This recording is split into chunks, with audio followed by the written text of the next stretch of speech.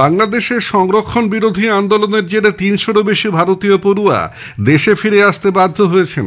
মূলত উত্তরপ্রদেশ, হরিয়ানা, মেঘালয়, জম্মু কাশ্মীরের এই পড়ুয়ারা দেশের উত্তর পূর্ব সীমান্ত এলাকা দিয়ে গতকাল ভারতে প্রবেশ করেন। কঠোর নিরাপত্তায় গাড়িতে প্রায় ৬ ঘন্টা যাত্রা করে ত্রিপুরার আগরতলার আন্তর্জাতিক স্থলবন্দর আখাউড়া এবং মেঘালয়ের আন্তর্জাতিক স্থলবন্দর ডাউকি দিয়ে তারা ভারতে ফিরে আসেন। বাংলাদেশে ইন্টারনেট এবং টেলিফোন পরিষেবা প্রায় বন্ধ থাকায় এই ভারতীয় ছাত্রছাত্রীরা তাদের পরিবারের সঙ্গে যোগাযোগ করতে পারছিলেন না। এই কারণেই তারা আপাতত বাংলাদেশ ছাড়ার সিদ্ধান্ত নেন। কোচবিহারের চ্যাংরাবাঁধা সীমান্ত দিয়ে গতকালের ৩৩ জনের পর আজ ১৩ জন বিভিন্ন দেশের পড়ুয়া বাংলাদেশ থেকে ভারতে এসেছেন। এদের মধ্যে একজন ভারতীয় ছাড়াও মালয়েশিয়া, নেপালি এবং ভুটানি ছাত্রছাত্রীরা রয়েছেন। সংরক্ষণ বিরোধী আন্দোলনে উত্তাল বাংলাদেশের হিংসাত্মক পরিস্থিতির মধ্যে ভারত সহ অন্য দেশের শিক্ষার্থীরা চ্যাংরাবাঁধা দিয়ে দেশে ফিরে আসছেন। কোচবিহারের এই সীমান্ত দিয়ে আজ থেকে আমদানি রপ্তানি বন্ধ রাখা হয়েছে। এদিকে বিশ্বভারতী বিশ্ববিদ্যালয়ের বাংলাদেশি ছাত্রছাত্রীরা গতকাল শান্তিনিকেতন চত্বরে মোমবাতি হাতে মিছিল করেন। বাংলাদেশের পরিস্থিতি নিয়ে উদ্বেগ প্রকাশ করে তারা সেদেশে অবিলম্বে শান্তি ফেরানোর দাবি জানান। বাংলাদেশে কোটা সংস্কারের দাবিতে ছাত্র আন্দোলনের ঘটনায় এ রাজ্যে কলেজ বিশ্ববিদ্যালয়ের অধ্যাপকদের বিভিন্ন সংগঠনও গভীর উদ্বেগ প্রকাশ করেছে। আগেই জানানো হয়েছে যে সংরক্ষণ বিরোধী ছাত্র আন্দোলনের ফলে পরিস্থিতি আরও জটিল আকার নেওয়ায় বাংলাদেশ জুড়ে কারফিউ জারি করা হয়েছে, নামানো হয়েছে সেনাবাহিনী। পুলিশ এবং প্রতিবাদী ছাত্রদের মধ্যে বিভিন্ন শহরে রক্তাক্ত সংঘর্ষ শুরু হবার পর সরকার সেনা মোতায়েনের সিদ্ধান্ত নেয়। সরকারি বাহিনী এবং ছাত্রদের মধ্যে তুমুল সংঘর্ষে সারা দেশে কম করেও ১০৫ জনের মৃত্যু হয়েছে বলে আশঙ্কা করা হচ্ছে। National testing agency NTA medical প্রবেশিকা পরীক্ষা নিট ইউজির কেন্দ্রভিত্তিক ফলাফল আপলোড করেছে। সুপ্রিম কোর্ট আজ বেলা ১২টার মধ্যে পরীক্ষার্থীদের পরিচয় আড়াল করে শহর এবং কেন্দ্রভিত্তিক ফলাফল এনটিএর ওয়েবসাইটে প্রকাশ করার নির্দেশ দিয়েছিল।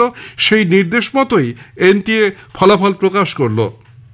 nit.ntaonline.in এই ওয়েবসাইটে ফলাফল পাওয়া যাচ্ছে।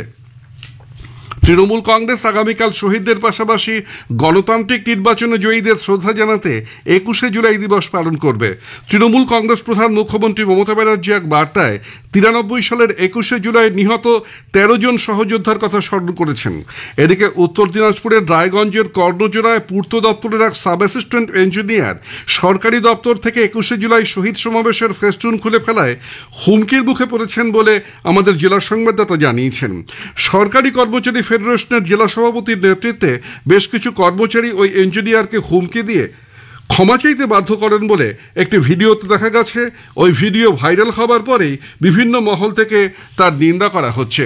এদিকে মুর্শিদাবাদের ফারাক্কায় তৃণমূল কংগ্রেসের ২১শে জুলাইয়ের শহীদ সমাবেশের জন্য স্থানীয় এক তৃণমূল কংগ্রেস নেতা আইসিডিএস সেন্টার পিছু ১৫০০ টাকা করে চাঁদা আদায় করছেন বলে অভিযোগ উঠেছে।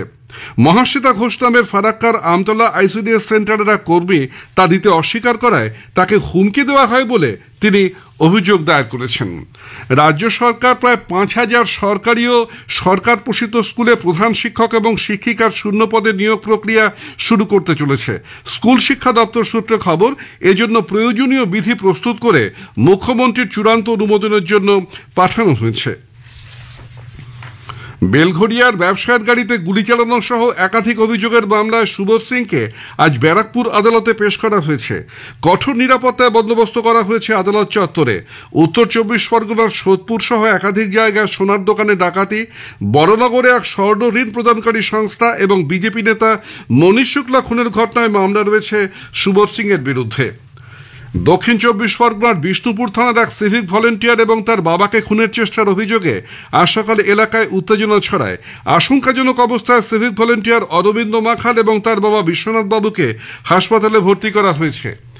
দক্ষিণ ২৪ পরগনার মন্দির বাজারের সদাশিবপুর গ্রামের সদ্যজাত পুত্র সন্তানকে খুনের অভিযোগে মাকে পুলিশ গ্রেপ্তার করেছে। জানা গেছে, চমৎকারী পণ্ডিত নামে ওই মহিলা গতকাল এক অবৈধ পুত্র সন্তান প্রসব করে। তারপরেই সে সদ্যজাতকে খুনের চেষ্টা করে। গ্রামবাসীরা দেখতে পেয়ে শিশুটিকে উদ্ধার করে মগরাঘাট হাসপাতালে নিয়ে যাওয়ার পরে তার মৃত্যু হয়। তারকেশ্বরের শ্রাবণী মেলা উপলক্ষে পূর্ব রেলের হাওড়া ডিভিশন আগামী ২২শে জুলাই থেকে ১৯শে আগস্ট পর্যন্ত প্রতি সোমবার হাওড়া এবং তারকেশ্বরের মধ্যে আরও একটি ইএনইউ স্পেশাল ট্রেন চালানোর সিদ্ধান্ত নিয়েছে। কবি ও নাট্যকার ডিএল রায়ের ১৬২তম জন্মদিবস ৪ঠা শ্রাবণ আজ প্রতিবারের মতো এবারও নদিয়ার কৃষ্ণনগরে তার জন্মভিটায় যথোচিত মর্যাদায় পালিত হচ্ছে। কৃষ্ণনগরের নদিয়া সংগ্রহশালায় আজ সকালে ডিএল রায়ের প্রণাম অনুষ্ঠানের আয়োজন করা হয়। এর আগে কবির মূর্তিতে মাল্যদান করেন কৃষ্ণনগর সদর মহকুমা শাসক বিশিষ্ট জনেরা। সন্ধ্যায় দ্বিজেন্দ্র সদন এবং কৃষ্ণনগর রবীন্দ্র ভবনে নানা অনুষ্ঠানের আয়োজন করা হয়েছে। পশ্চিমবঙ্গ নাট্য একাডেমির উদ্যোগে শুরু হয়েছে ২ পর্যায়ের স্মারক বক্তৃতা মেলা। অতীতের প্রবাদ প্রতিম ৮ নাট্য ব্যক্তিত্বের স্মরণে কলকাতা, বারাসাত, হুগলি এবং কৃষ্ণনগরে এই বক্তৃতা মেলার আয়োজন করা হচ্ছে। চলবে আগামী মাসের ৩১ তারিখ পর্যন্ত। তৃপ্তিমিত্র সভাগ নিয়ে গতকাল এই উপলক্ষে গ্রুপ থিয়েটার সত্য নাকি মিথ এই শিরোনামে সৌম্য মিত্র স্মারক বক্তৃতা দেন সত্য ভাদুরী। স্থানীয় সংবাদ শেষ হলো।